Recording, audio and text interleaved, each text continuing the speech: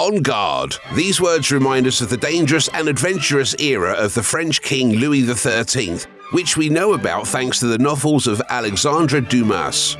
We may also think of the romantic 19th century in the Russian Empire.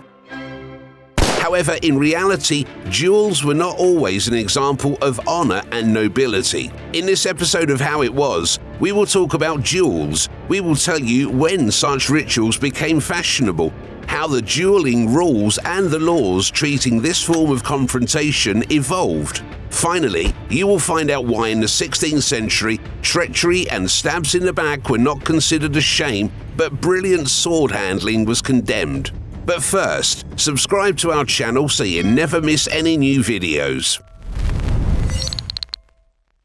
Dueling was born in Italy, where by the 16th century had become a popular means of settling disputes. This new practice took over all of Europe very soon, but gained the greatest popularity in France. In the late 16th and early 17th centuries, this country was engulfed in a duel fever. According to some reports, in just a few decades, from 4,000 to 10,000 people died in this kind of fight. Even in major military battles of those times, the losses were less significant. So how did the nobles come up with the idea of fighting for honor? Researchers believe that duels were born out of a medieval and fortunately almost forgotten custom, trial by battle. When the judge could not reliably find out which of the opposing parties was right, he could decide to solve the dispute with the help of God's judgment. The plaintiff and the defendant fought in single combat. The winner was proclaimed to be right. It was allowed not to fight personally, but to hire a fighter for this purpose. Was this a fair trial? Of course not. Was it spectacular? Undoubtedly. With the end of the Middle Ages, this tradition became a thing of the past. The secular and ecclesiastical authorities, through joint efforts, gradually succeeded in prohibiting such a peculiarly understood justice. However, the aristocracy treated such prohibitions as an infringement of their rights.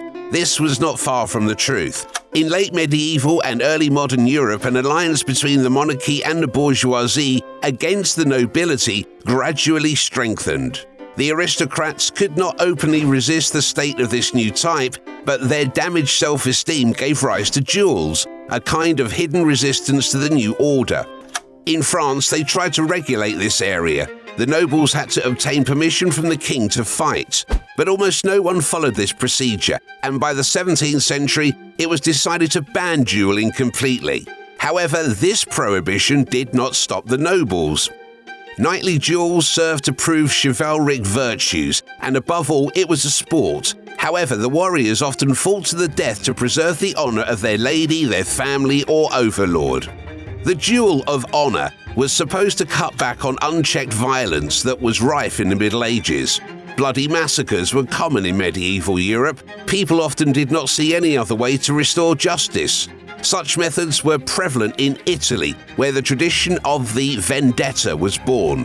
The offended nobles and their comrades ambushed the offender and his people, attacked villages and estates. The result of such sorties could be tens, if not hundreds, of corpses. Duels made it possible to reduce the number of innocent victims significantly. As a result of the duel of honor, only a few people died, most frequently one of the duelists and his seconds. And why were the seconds killed, by the way? So that they wouldn't inform the authorities about the very fact of the duel. Strengthening the power of European monarchs in the early modern period allowed them to strongly influence the once autonomous feudal lord's fate. The supreme power regulated social life and sometimes even physical life.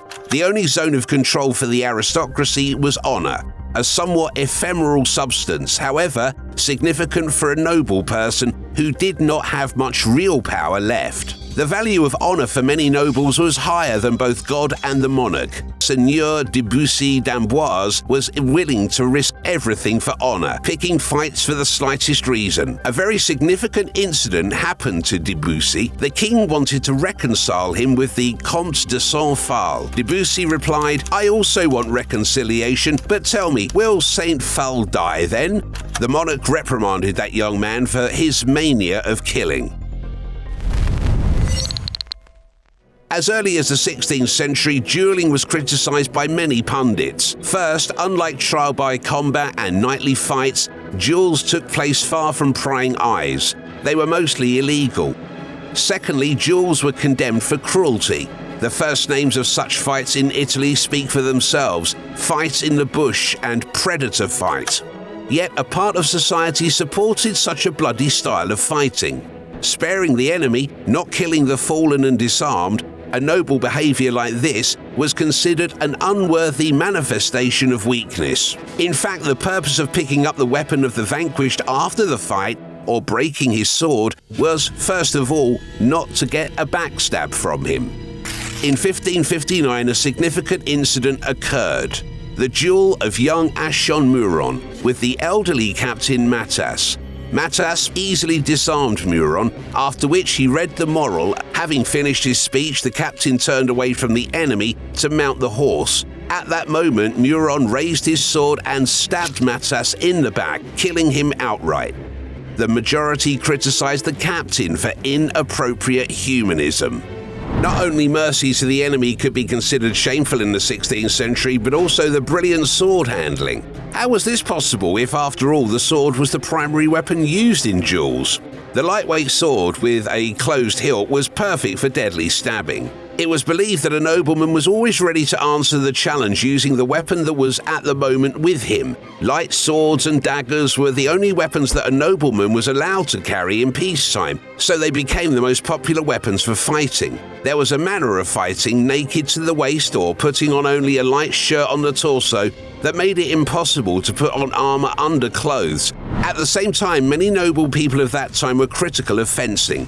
Some authors noted that the art of swordsmanship was often explored by potential bullies, young nobles who constantly provoked fights and felt invincible simply because of their honed technique.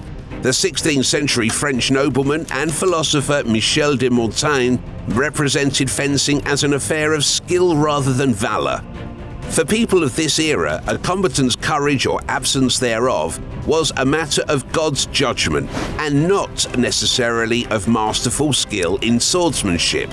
Therefore, the battle would be more suited for God's judgment without the combatants being skillful in fencing.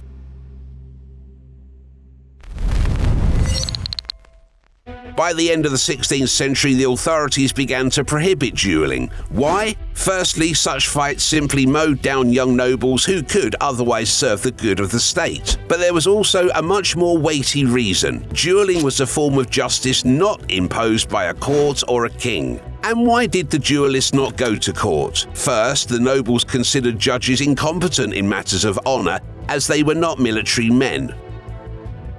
Secondly, the lawsuit could have exposed the delicate reasons for the quarrel. Thirdly, the courts were corrupt. Their verdicts could easily be influenced through intimidation or bribery of jurors. One could turn directly to the king. He was the first among the aristocrats and knew everything there was to know about honor. But it was expensive to go to the capital, so it was easier to solve everything on the spot. For the king, this was tantamount to treason, non-recognition of his supremacy. Therefore, the legislation became stricter and stricter. Sometimes the participants in duels were even supposed to be punished with death, but this did not stop the nobles. The authorities generally turned a blind eye to the spontaneous skirmishes of young musketeers. Instead, the state paid more attention to duels planned with proper etiquette, even if they did not end with injuries and death of one of the parties. In addition, monarchs and high noble officials often themselves supported dueling ethics. For example, King Louis XIII was often loyal to the duelists, even though he issued edict after edict forbidding duels and threatening violators with death penalty and shame. However, he continued to pardon the duelists regularly. In addition, the monarch made fun of the courtiers who avoided duels of honor. Even Cardinal Richelieu, intolerant of dueling, often forgave the fighters. In the middle of the 17th century, the attitude towards duels became even stricter, but it rarely came to actual executions. More often, such incidents were hushed up or pardoned, and sometimes a symbolic execution was practiced. A portrait of the guilty was publicly destroyed instead of punishing the nobleman himself. The duelists were greatly helped by the proliferation of firearms that were deadlier than swords. And if the opponents fired at close range, then the duel's result was really in the hands of the lord. The quintessence of the idea of killing for the honour in later times was the so-called American duel. In fact, this custom has nothing to do with America, and it is difficult to call it a duel. In an American duel, both parties drew lots. These could be two handkerchiefs, in one of which a knot was tied, and the loser was obliged to commit suicide. However, this method of settling scores was criticised. The outcome did not depend on the participants, there was no place for mercy, and death was guaranteed. Towards the end of the 19th century, the value of human life in the eyes of society increased, and duels gradually lost their popularity. However, in the Russian Empire under Alexandre III, fights among officers were officially allowed.